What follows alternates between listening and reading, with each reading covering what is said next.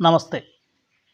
സംസ്കൃതം അറിയാത്തവരോട് മനുസ്മൃതിയിൽ ന സ്ത്രീ സ്വാതന്ത്ര്യമർഹതി എന്ന് പറഞ്ഞാൽ ഒരു സ്ത്രീ പോലും സ്വാതന്ത്ര്യം അർഹിക്കുന്നില്ല എന്നാണ് അർത്ഥം എന്നാണ് കുറേ പുരോഗമനവാദികളും ആക്ടിവിസ്റ്റുകളുമൊക്കെ പറഞ്ഞുകൊണ്ടിരിക്കുന്നത്. ഈ ന എന്നാൽ ഇല്ല അല്ലെങ്കിൽ അല്ല എന്ന ഒരു നെഗറ്റീവ് വിരുദ്ധാർത്ഥമാണ് നിങ്ങൾ കൽപ്പിക്കുന്നതെങ്കിൽ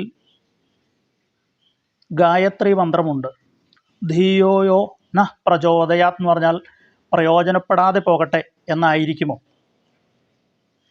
ഇനി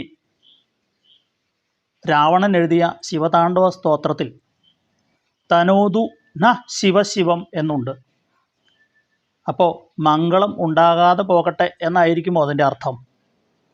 സ്വാഭാവികമായും ഒന്ന് ആലോചിച്ച് മറുപടി പറഞ്ഞാൽ മതി.